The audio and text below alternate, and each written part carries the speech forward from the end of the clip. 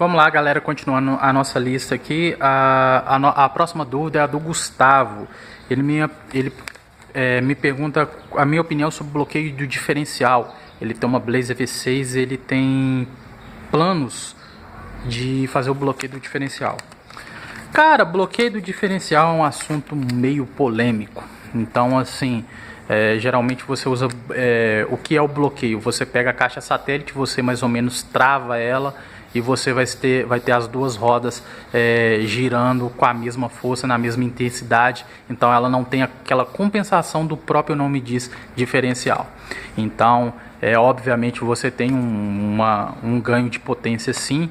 Você tem um resultado muito interessante, porém você tem um risco muito grande aí ao fazer curvas. Com o diferencial blocado, você tem uma chance enorme de fazer o carro rodar, isso aí é sagrado. E outra coisa, o desgaste irregular de pneu. E os pneus da Blazer, você sabe que não é nada barato. Então, sei lá, cara, acho que vale a pena pensar.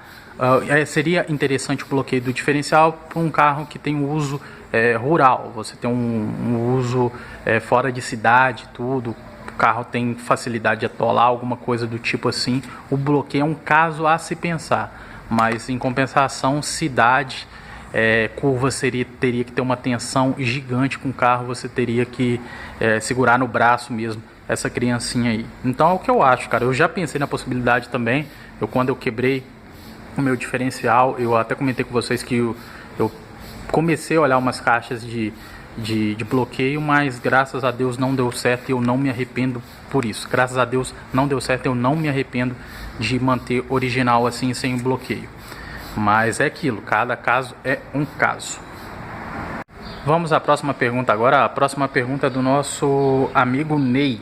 Ele pergunta a capacidade de litros de combustível, obviamente do tanque, da Blazer 2.2.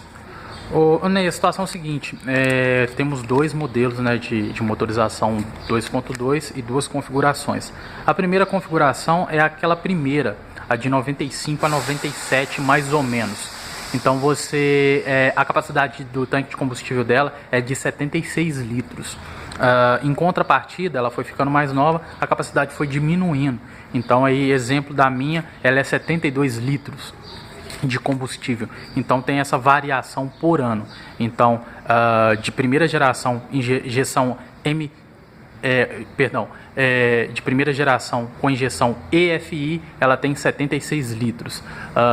Mudança de geração de motor da 2.2 MPFI, ela tem 72 litros. E falando em modo geral das outras versões, ela tem essa espécie de variação de litragem. Tem Blazer com um tanque de 80 litros aí, se não me engano as mais novas, sem ser a Trial, mas da configuração Blazer mesmo. E sempre teve a capacidade de combustível maior nas S10. Não sei porquê, depois eu vou até procurar saber o motivo. Mas as S10 geralmente tem uma capacidade maior de litragem no tanque em relação à Blazer. Eu acho que é questão de espaço, não tenho certeza. Mas aí, se caso a sua for uma FI, elas são 76 litros. Se caso ela for uma MPFI, ela tem 72 litros. Pode variar, a última MPFI 2.2, se eu não me engano, tinha 70 litros. Então isso foi diminuindo com o tempo. Mas tem essa variação. Certeza mesmo é só descendo o tanque, esvaziando, completando para ter a certeza exata. E obviamente acontece bastante, né? O pessoal lê a ficha técnica, tem mais ou menos uma noção da ficha técnica do carro, vai no posto, enche o tanque, às vezes dá 56 litros, 60 litros. Obviamente, como você tem uma quantidade de combustível no carro, a quantidade de reserva e tudo, então você tem que levar em conta esse quantitativo dentro do tanque também, beleza? Agora nós vamos para a penúltima pergunta aqui, que é a do Israel.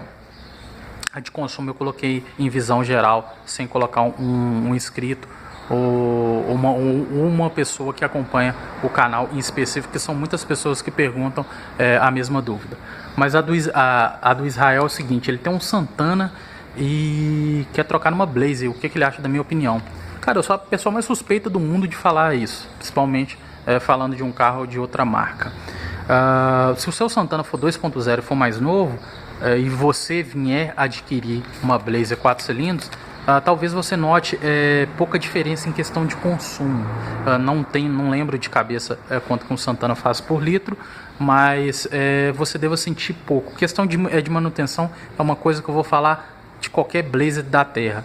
Depende muito do estado de conservação. Se você pega um carro impecável, um carro mais bem cuidado possível, esse gasto de manutenção talvez venha ficar até mais em conta do que a situação do Santana. E não sei como o seu Santana está. Então vale ter mais ou menos essa noção. Você tem que sentar, tem que ver também o tipo de Blazer que você quer. Você colocou Blazer, você não colocou a motorização ou configuração. Então tem essas variáveis sim. Então tem Blazer com manutenção mais cara, tem Blazer com manutenção mais barata, tem Blazer mais econômica, tem Blazer mais gastona. Então tem esses detalhes, são muitas variáveis. Então depende da situação que está seu carro, o valor que vão levar em conta ele numa troca, ou seja, no que for, e a situação principal é como você vai pegar a Blazer, se ela vai estar em condições, se você vai ter que investir muito, ou se você vai ter que rodar, né? Nunca é só rodar, sempre tem alguma coisinha para fazer, então você tem que mais ou menos ter essa noção, beleza? Forte abração, parceiro. Chegou a hora. Última pergunta, essa aqui é de configuração geral, então essa daqui eu não coloquei um inscrito, uma pessoa que acompanha o canal propriamente dito, porque é uma dúvida muito comum. Muita gente que nem pretende ter o carro tem a curiosidade de saber quanto que faz por litro. E sempre, obviamente, as pessoas perguntam Blazer, eles não perguntam uma configuração de motor, uma configuração de acabamento, uma configuração do carro. Cara, a forma mais correta de responder isso já é uma coisa que eu já venho falando no canal aqui já faz um tempo.